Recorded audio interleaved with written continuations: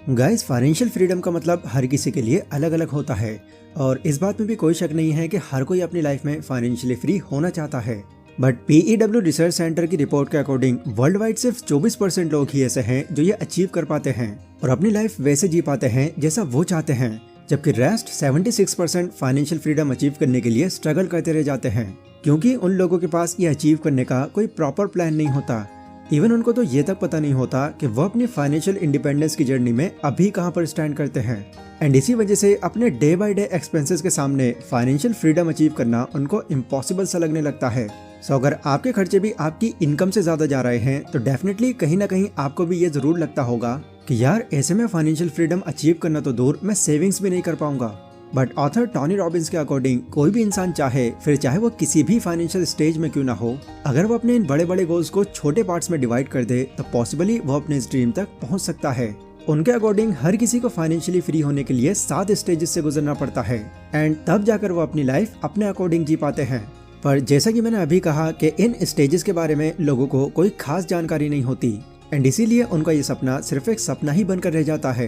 But आज की इस वीडियो में मैं आपको उन्हीं 7 स्टेजेस के बारे में बताऊंगा जिन्हें अचीव करके आप फिर जैसी चाहे वैसी लाइफ जी सकते हैं और इससे कहीं ना कहीं आपको ये भी अंदाजा हो जाएगा कि अभी आप अपनी फाइनेंशियल जर्नी की कौन सी स्टेज पर हैं। So let's begin. Stage number 1, financial dependence. अगर आपकी लाइफ में अभी एक ऐसा टाइम चल रहा है जहां पर आप अभी कुछ भी नहीं कमाते और पूरी तरह से सिर्फ अपने पेरेंट्स पर ही डिपेंडेंट हो, तो मैं आपको बता दूं कि ऐसा अपनी लाइफ को जीने वाले आप दुनिया में अकेले नहीं हो, क्योंकि हर कोई अपनी लाइफ की एक स्टेज पर फाइनेंशियली दूसरों पर डिपेंड ही रहता है। और इंडिया जैसी कंट्री में तो ये चीज़ और भी ज़्यादा होती है क्योंकि यहाँ पर लोग हमेशा अपने पेरेंट्स और सभी के साथ रहना पसंद करते हैं।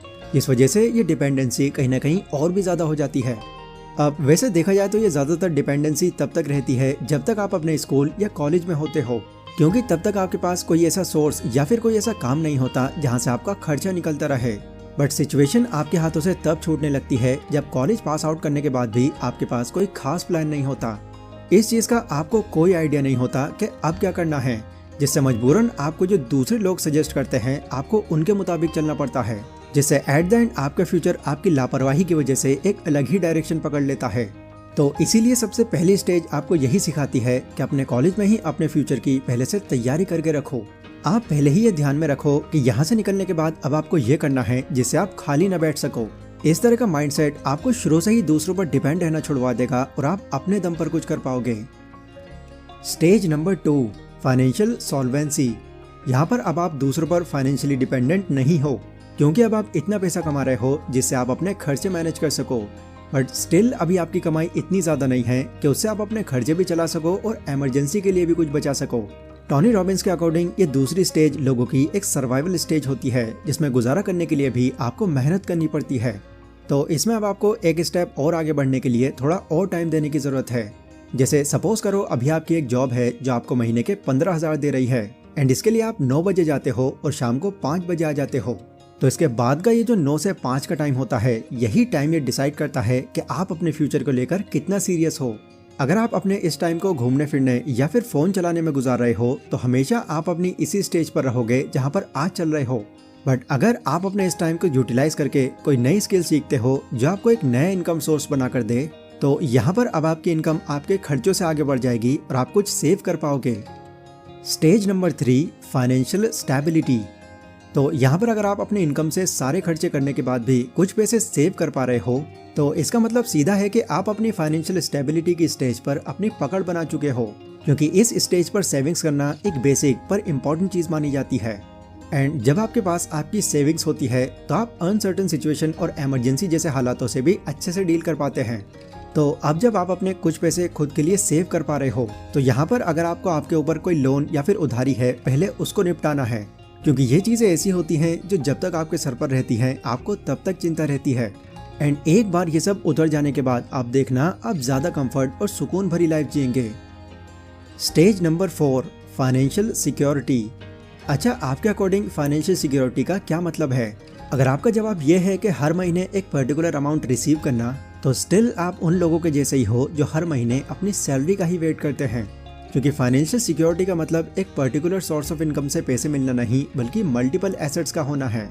ऐसे एसेट्स जिससे आपके एक्सपेंसेस, इमरजेंसी और रिटायरमेंट की ज़रूरतें इजीली मैनेज हो जाएं। वो लोग जो फाइनेंशियली सिक्योर होते हैं उनके सर पर किसी भी तरह का कोई कर्जा नहीं होता।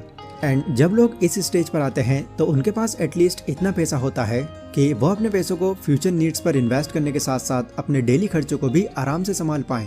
इसलिए फाइनली जब आप इस स्टेज पर आ जाएं तो अब आपको अपने पैसों को इन्वेस्ट करके अपना फाइनेंशियल गोल क्रिएट कर देना शुरू कर देना चाहिए, क्योंकि ये स्टेज ऐसी है जहाँ कहीं ना कहीं आपको अपने हाथों में पैसे देखकर थोड़ा लालच आना शुरू हो जाता है, जिससे आप ये सोचकर फिर अपने लिए महंगी महंगी चीजें खरीदना शुरू कर देते हो कि लोग आपको नोटिस करें, वो देखें कि इस इंसान के पास कितना पैसा है या ये कितना ज्यादा अमीर है।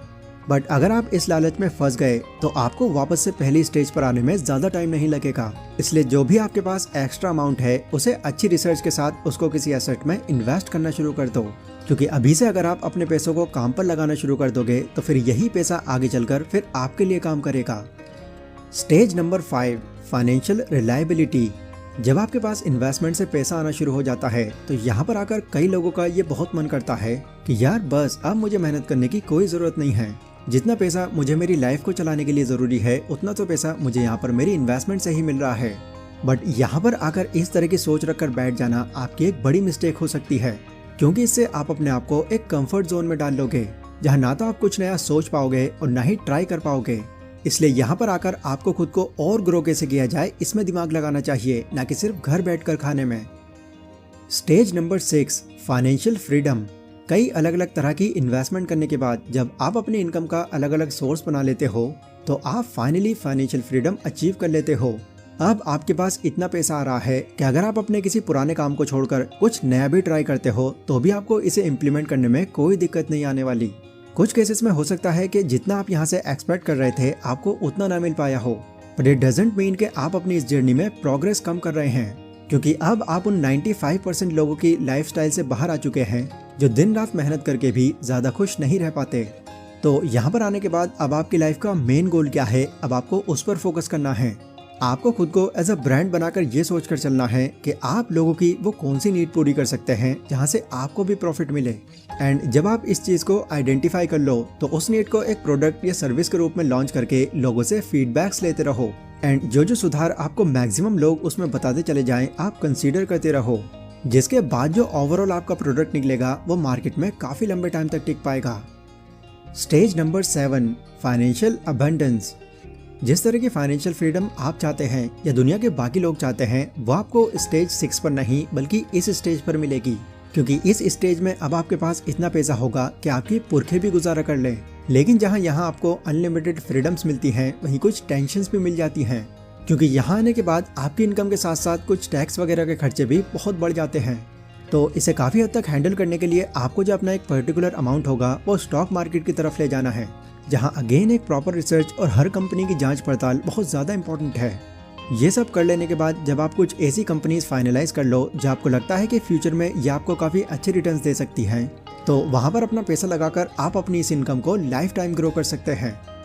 सो ये कुछ 7 ऐसी फाइनेंशियल स्टेजेस थी जिनकी मैंने रिसर्च करके शॉर्ट में आपको समझाई है। यहाँ पर नोटिस करने वाली बात यह है कि इस वीडियो में आपको ये सब प्रोसेस जितना आसान लग रहा है ये उतना आसान नहीं होने वाला। खासकर स्टार्टिंग फेज में तो आपको इसके लिए बहुत मेहनत करनी होगी। एंड हो सकता है कभी कभी कुछ ऐसा टाइम भी आ जाए जब आप गिव अप करने की सोचो, बट अगर आप वहाँ पर जाकर भी गिव अप कर जाओगे तो अगेन आपकी लाइफस्टाइल भी फिर वैसी ही रहेगी जैसे 95% लोगों की है। तो इन्हें समझो और इनके अकॉर्डिंग अपनी फाइनेंशियल जर्नी स्टार्ट कर दो। इस वीडियो से मिली इन्फॉर्मेशन अगर आपको पसंद आई हो तो इसको लाइक और शेयर ज़रूर करें। एंड कमेंट सेक्शन में आप लोग मुझे इस टॉपिक पर अपना ओपिनियन भी बता सकते हैं। बाकी मैं मिलता हूँ अपनी अगली वीडियो में, तब तक के लिए stay safe, stay healthy, take care.